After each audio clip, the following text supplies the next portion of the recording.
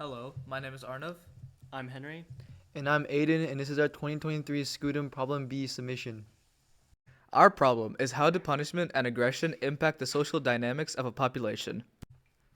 Some of the initial assumptions we make are that only a select portion of the population have the innate desire to punish those who are aggressive. Also, within each population, we assume that individuals have some likelihood of randomly becoming aggressive. In real life, this would be due to external factors. For example, someone has an extremely bad day and therefore lash out at others. And then in each population, individuals can choose varying degrees of punishment for those who are aggressors or use rehabilitation as a response to aggression. Finally, we assume that the aggression rate in individuals is constant throughout each population. Now we will talk about our steps to come up with our final model for the problem. So our model is based on the SIR model, which is a model for the epidemiological spread of a disease. And so the three populations are susceptible, infected, and resilient. And the populations all starts in either susceptible or infected, and it transitions from susceptible to infected to recovered based on the variables of beta for infectivity and gamma for recovery rate. So we will treat aggression as our disease, and in which a certain population will be trying to curtail. However, there are some assumptions that hold up with SIR model which may not apply to aggression or in our problem. The first assumption we make is regarding spontaneous aggression. We introduce a new variable, namely mu, which is the probability for spontaneous incidents to occur. As Henry mentioned previously, within the real world, even if there are no aggressive people around, aggressive incidents may still occur. This is accounted for by mu since it accounts for the probability of those incidents occurring.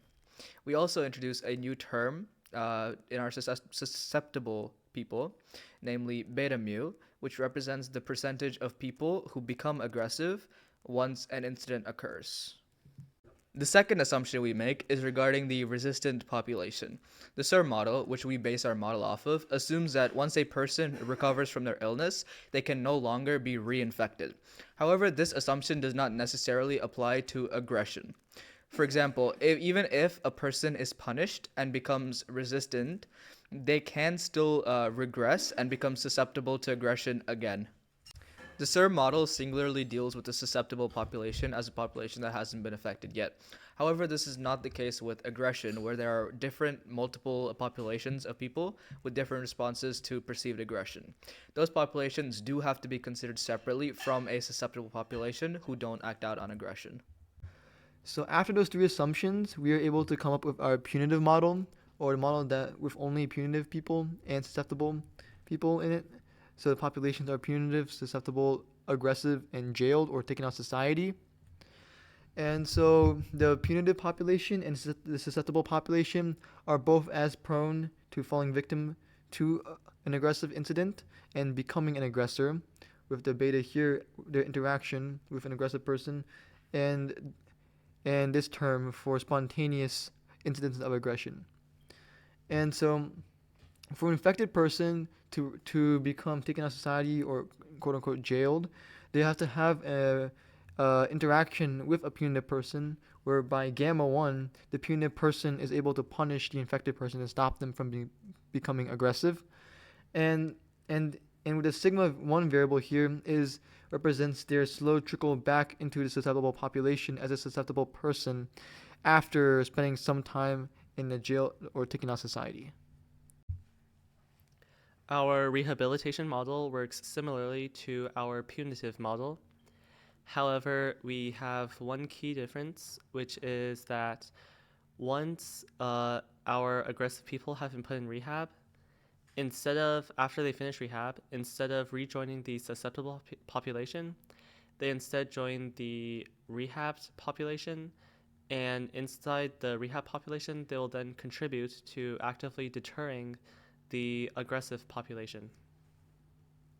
So now we combine our punitive and rehab models into one big model. So now AFT is punitive population, BFT is rehabbers, SFT is susceptible normal population, IFT is the aggressive population, R1 and R2FT function as the jails or rehabs, and they function the same within the model, but the destinations they lead to out are different. So R1 goes to SFT and R2 goes to BFT.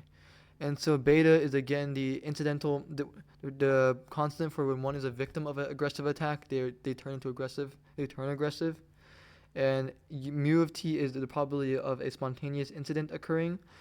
Gamma 1 is the punitive probability for a punitive person meeting an aggressive person and punishing them.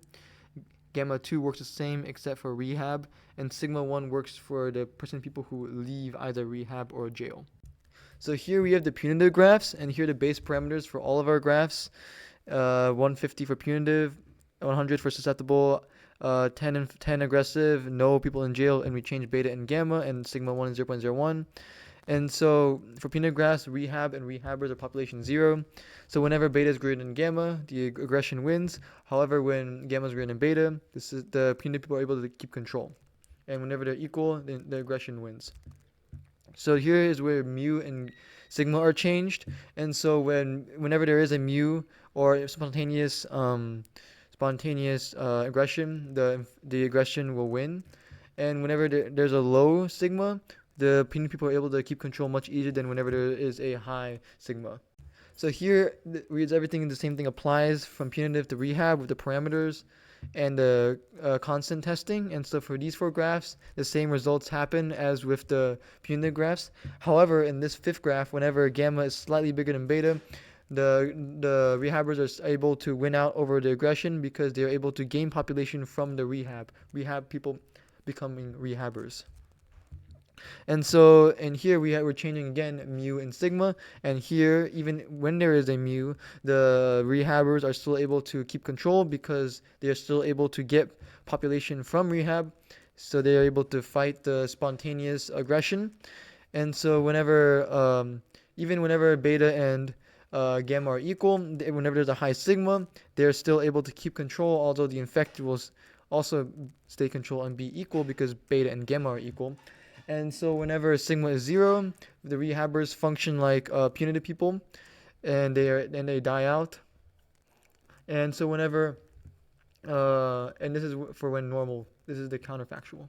So here we have the combined graph with 75 each for punitive and rehab, and the gamma is equivalent for both punitive and rehab.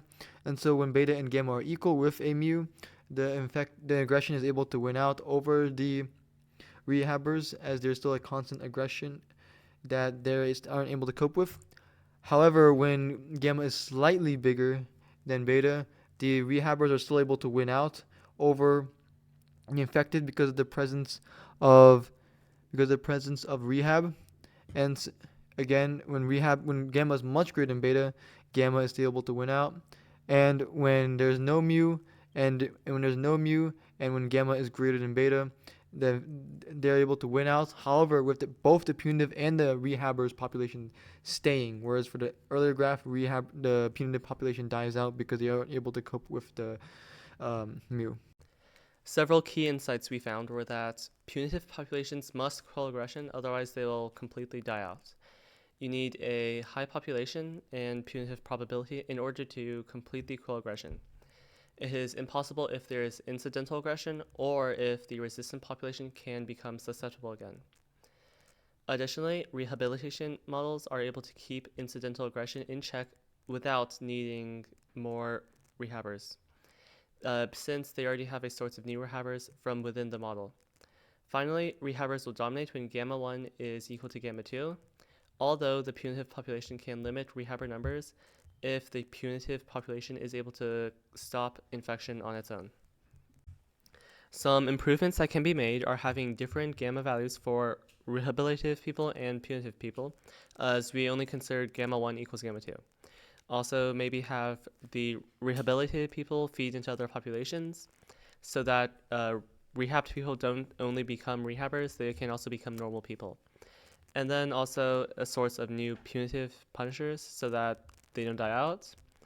And finally, also have the deterrence level affect the chances of becoming aggressive, since a harsher punishment can deter aggression.